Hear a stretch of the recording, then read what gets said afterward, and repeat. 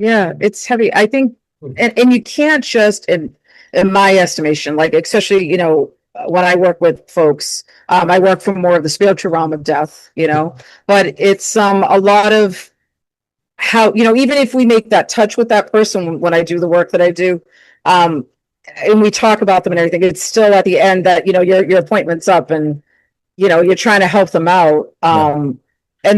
But I don't think a book, or I don't think like, I could say to someone here, read, and her books are great, Right. Elizabeth Kubler-Ross, but like, I might not have had like with my dad, I had a moment, I remember very specifically, I had a moment of like, oh, sure, you left me with all this debt. You know what I mean? But I had all the other stuff. But if I read the book, I might have been like, well, wait a minute, I guess, like, did I move too fast through this or whatever? And I don't, like I said, I think grief, you need someone to kind of guide you through that, because we're not taught anything really. Like, we have these materials, and again, I think they're great. It's better than nothing. Right. But also, like, it's so there's so much tied into grief from an ego standpoint, a family standpoint, an emotional standpoint. Like, there's just so many, and I don't know if we um just reading a book, or just like, I don't think it does enough. I think you have to, Yeah. if you're really carrying that grief, you have to talk to somebody. I think you have to, but not every, we were talking about this the other day, not every therapist is equal in this, right?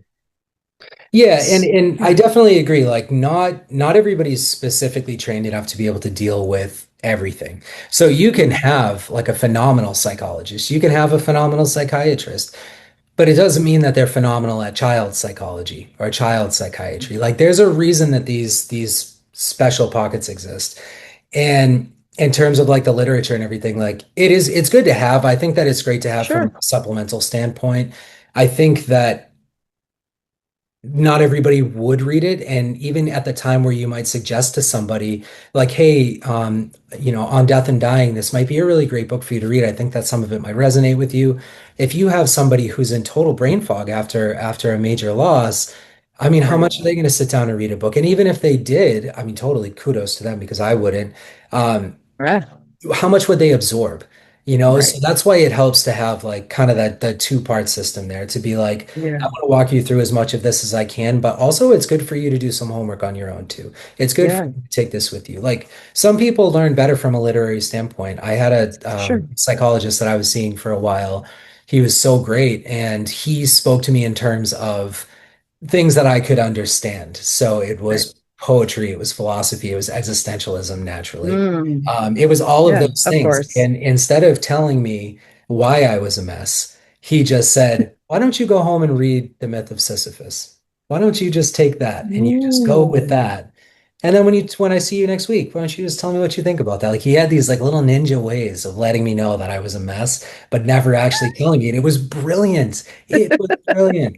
Yeah. But so Yeah. that worked because it was also complementary with my appointments with him and my sessions with him. So I could Right. debrief and just talk about the story unknowingly just disclosing everything about myself.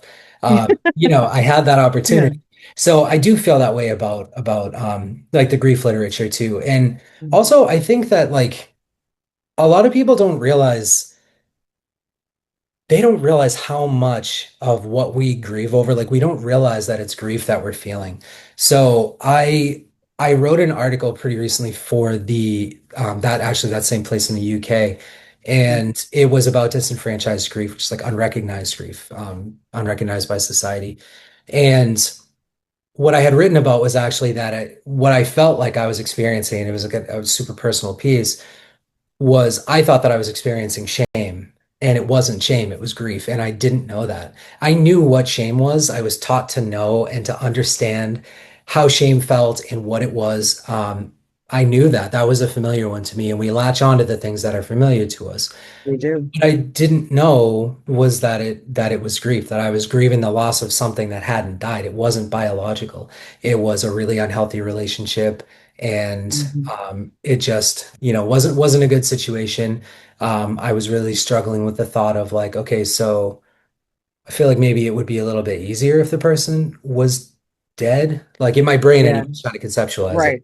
Um, Yeah. because maybe if they were gone, then I could just like kind of grieve that and like be over it again with the task-oriented timeline Yeah. nature of Let me myself. spot. Number 13 on the list. Whoop. Yeah, Yep. Right. exactly. And like I Mm-hmm. can just get to Mm. that point. And the thing that was so hard about it was that they were still out there and Yeah. hopefully happy and hopefully fulfilled and hopefully all the things, all the good things. Absolutely. But I don't get to know anymore. And I didn't Mhm. realize how much damage that could do to somebody. So when I started studying thanatology and went back for my master's degree, I started learning about disenfranchised grief and specifically the non-death losses category of that. Mhm. And that was like such a turning point for me in terms of like grief journey, not just as a practitioner, but just as like a grieving human, to be able to sit there and say like, oh my gosh, like that you can grieve something that hasn't died. And it sounds so obvious, but it's like it didn't really hit for me until I started doing the research and I started doing the studies and writing the massive papers and doing all that stuff. When I was just like, I understand this language. Like this one Yeah. really makes sense to me. And that's kind of why and how I fell into my pocket of I focus a lot on disenfranchised grief, anticipatory grief as well, but disenfranchised because there's so much that falls under that category. And the thing is, and I was facilitating a grief group the other night.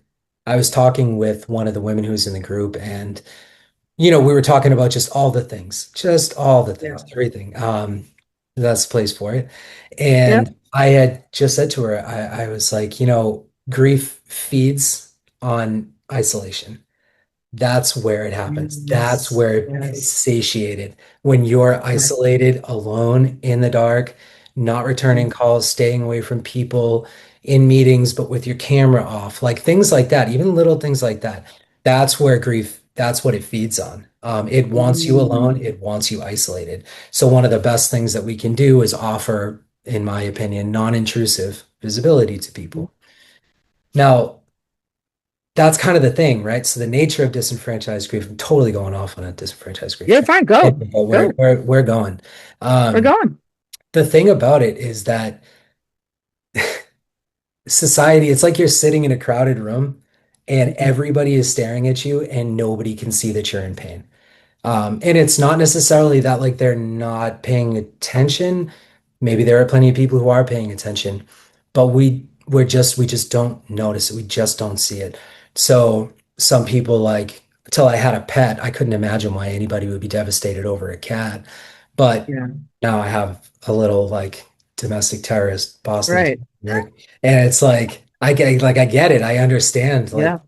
the breakdown that happens when you lose a pet. I never got that before, and I Right. never would have been able to have offered non-intrusive visibility to that if I didn't have that experience. So Mm. it's really one of the reasons that I talk so much about disenfranchised grief is because I want to blow the doors open on that to the point where we start to normalize the things that we tell ourselves they're not normal.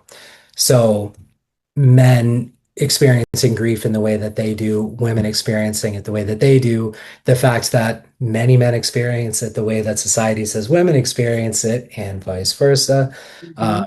your non-death losses. So this is going to be like, and that this is something again that I really latched onto loss of self, loss of Mhm. ambition, loss of a Yeah. career goal. Let's say like you were up for a huge promotion at work and then suddenly you got like looked over because of like the douchebag CEO's nephew or whatever, Right. totally real Yeah. situation. Totally real Nepotism. situation. Yeah, Absolutely. nepotism at its finest. So Yeah. it Yeah. happens. And it's like you are grieving this thing, but it wasn't a person, it wasn't biological. So the world doesn't really offer you the same grace that you would get if you were grieving the loss of a grandparent or a parent or a Right. spouse. Um, this even spirals as deep as like women who lose children who are products of conception, children who aren't born, stillborn babies. The fact that the Yeah. baby hadn't taken a breath makes it less valid, which makes the Right. grief less valid, which makes the griever say, Yes. well, where do I go now? What do I Right. do? And Right. it's that all falls under like that same umbrella. And the more I Mhm. started to unpack that, the more I was like, oh my gosh, like this, it's getting talked about more. I have a course that I designed that says that it's not, it's the version of grief that we don't talk about enough. And Hmm. yeah, I think that we would benefit more if we did. And I think that it would help to alleviate some of the grief stereotypes that we have and the grief stereotypes that we've gotten so used to. So, boys don't cry, bullshit. Sorry, Robert Smith. Like, whatever. I love the song, but no, terrible No. message. Don't promote it, Robert Hmm. Smith. Right. Right. And that women are hysterical and, Hysterical. so Hmm. emotional and all this. And it's just like, I've seen many men who have been far worse. For Uh, information on my services, visit theadjustmentphase.com. Let me know what you think in the comments and follow along for more.